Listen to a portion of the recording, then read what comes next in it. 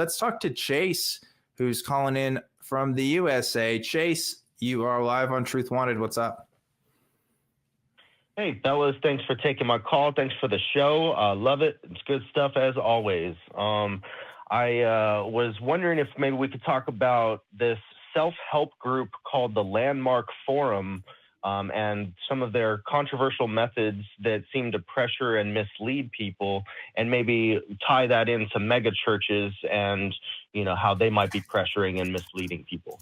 Landmark Forum. I'm not sure I'm familiar with this. Do you know about the Landmark Forum, Durante? I've never heard of this. This is new for me. Yeah. Okay. Give me your thoughts on the Landmark Forum then, Chase.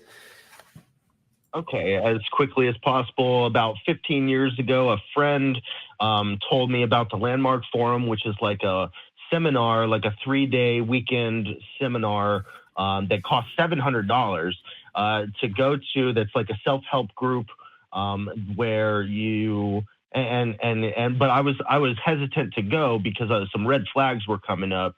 That's what I said. Remember what I said at the beginning? Seminars, you got to watch out for those, you know? Yes. Anyway, go ahead, Chase. Sorry, I'm being stupid. Yeah, no, for sure. So one of the things they were talking about, or that my friend was relaying to me, because I didn't go, so this is from an outsider perspective. I don't know too much about it, but I did a little bit of research on ChatGPT-4 and some internet searches, you know, but it doesn't seem to be a cult really, but it might have some unethical practices in social group dynamics of pressuring people to do things that they normally wouldn't do under the guise of this will help you to take control of your life. And one of the things, for example, was to call your mom during the group, like to call your mom and confront her about the worst thing she's done to you and all the problems you have with your mom, and then come crying to the group afterwards.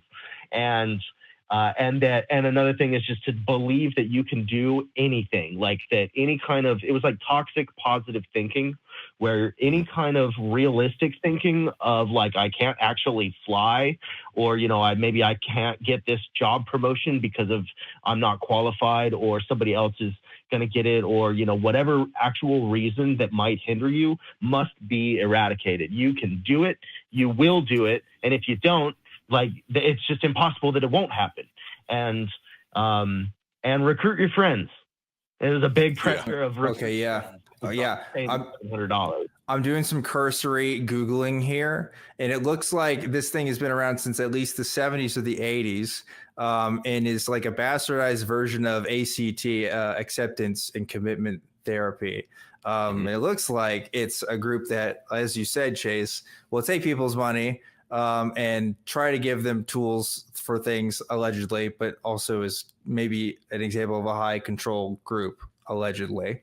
Not going to say one way or the other, because who knows how litigious they are. But regardless, yeah. If you're going to a seminar about people that can help you with your problems, you should definitely check their credentials. I mean, this is just true for anybody. Like, yeah, there's a lot. Turns out you can just make a conference. And I'm just going to start DanCon, and I'm just going to say, hey, if you want to live like me and live your best self, I'm going to help you do it. All you need is a couple of down payments, and you're going to be good to go. And, you know, that's it. And a lot of people have made their living just by doing that. So this kind of sounds like one of them. But, yeah, that's really scary, Chase. I hope your friend got out of it. Did your friend, like, you know, get away from this group? I'm not sure if you told me that. If I was, I didn't hear it. Yeah, I think so.